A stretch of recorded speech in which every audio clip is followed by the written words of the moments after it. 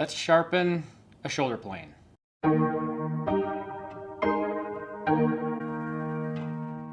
So I've got here Nielsen number 73. It's their large shoulder plane, but all shoulder planes are essentially the same.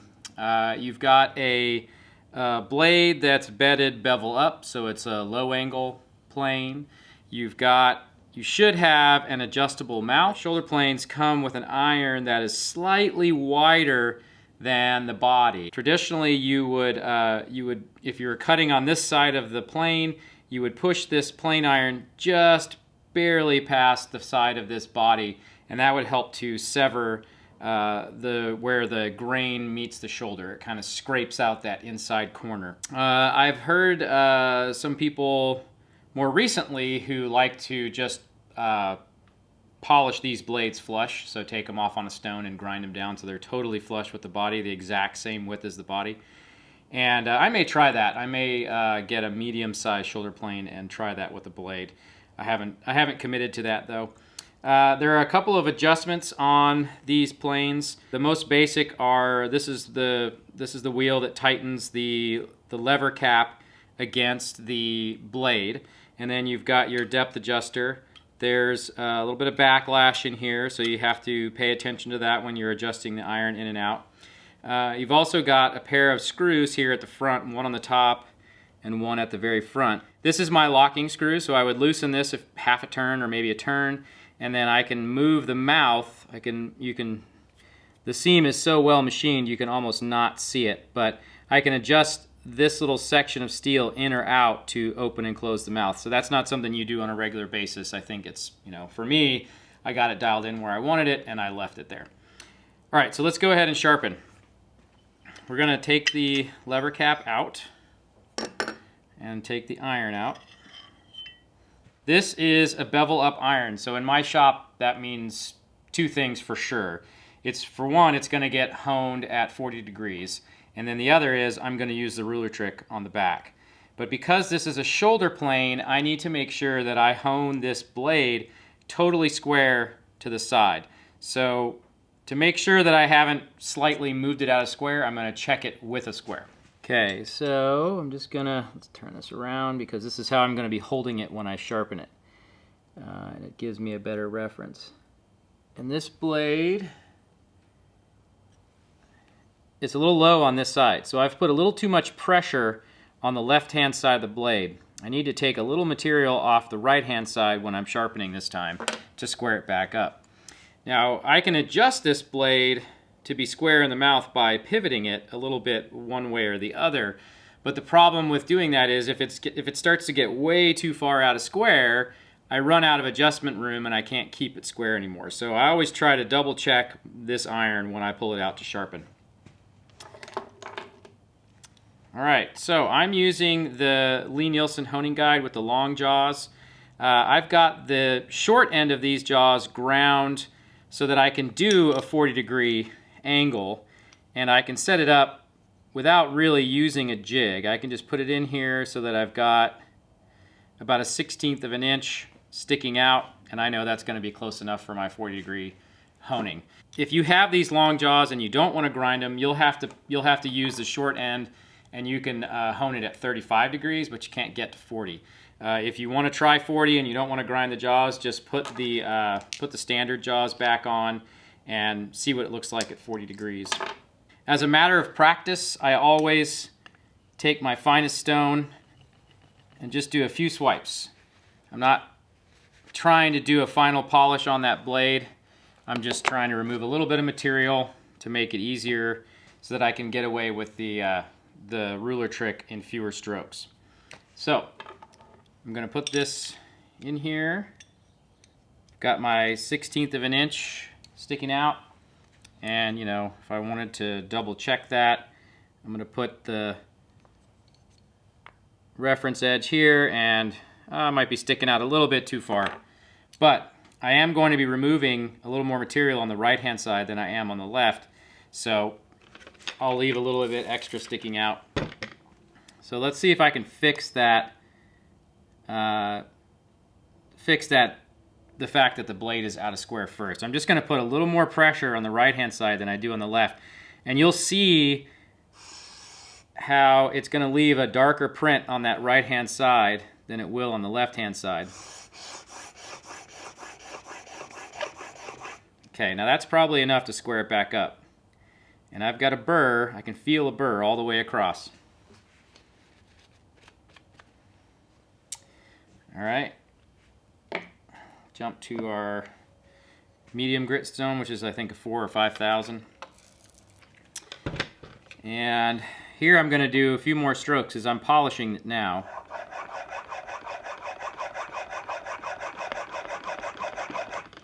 Okay, wipe the swarf off the wheel and the bevel.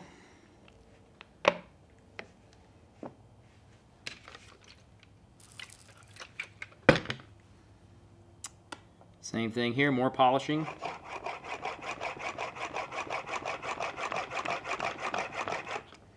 And even pressure across the blade.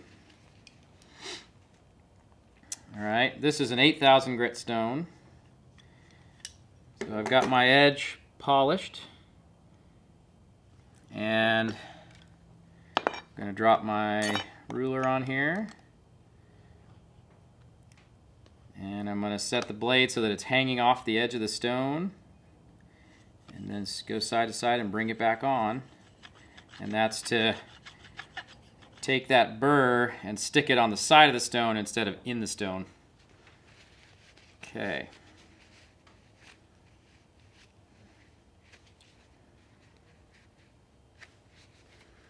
Okay, got it nice and dry. I'm going to set it down here on this oily rag. I'm going to slide all this gear over. All right, I don't use my shoulder plane every single day, so whenever I take it apart to sharpen it, I like to make sure everything is cleaned and oiled before I put it back together. So I'm going to wipe the whole body down with this oily rag. This is jojoba oil that's in here. So I got the bed clean, and there's another bedding area here, my wheel, and where the pivots are. Okay, I think this step here is probably the hardest step when you're sharpening, and that's getting the blade back in without nicking it on the body. So we're going to turn it at a 90-degree angle. We're going to set it on our fingertip and roll it over. Then we can reach in and grab it from the sides and set it down on the wood of the bench between the two parts of the mouth and drop it into this groove. Put it in here.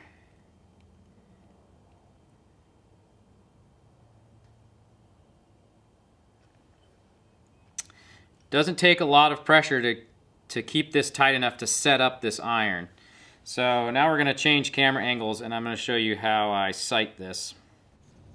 Okay, we've got our, we're looking down the barrel of this, down the sole of this plane here, and the iron is below the surface, so we're going to advance it until we can see it coming out of the mouth.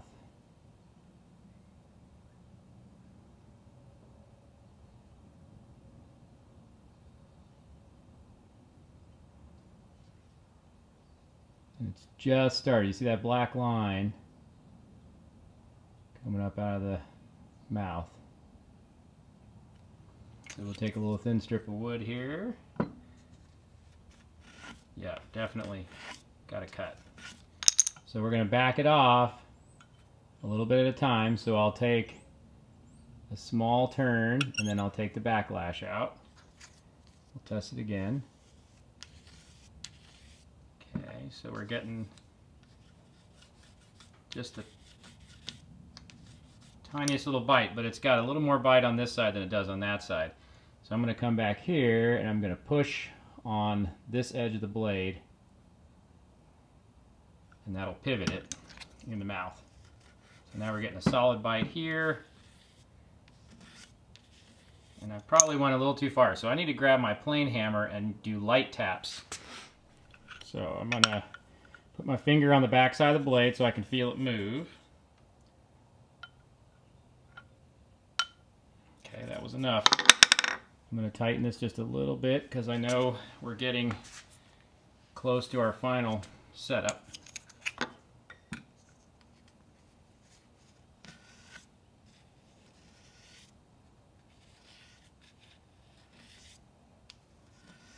Still a little heavy on this side.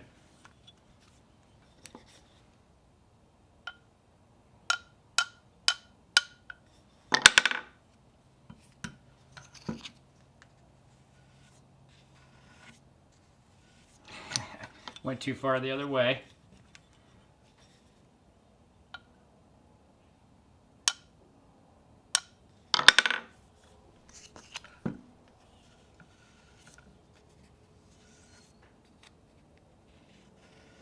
Okay, now we're even. And I'm just going to feel, right now the blade is shifted to this side, so it's ready to cut on this side of the body. Okay, we've got the blade protruding out this side of the body, and we're going to go ahead and take a test cut. I've got this is sort of a left-hand setup here. This use is more like a rabbet plane, but I use my shoulder plane as a rabbet plane a lot. So I'm going to just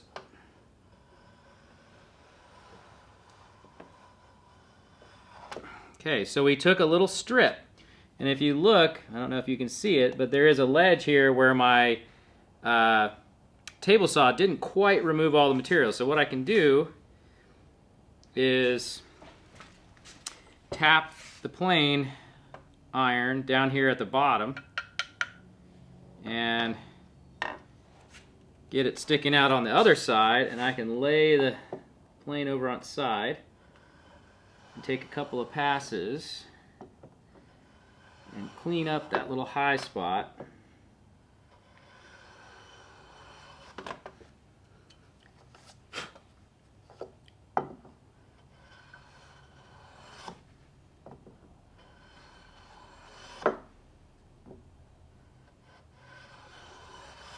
Okay, now we're ready to remove these saw marks. We've got the little lip out of the way.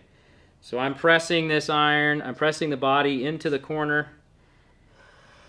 We're going to take a pass here. Oh, I forgot to move the iron to the other side of the body.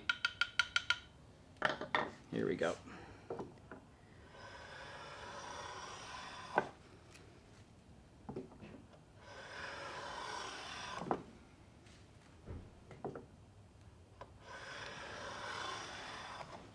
We've got a nice sharp shoulder plane and a nice clean face.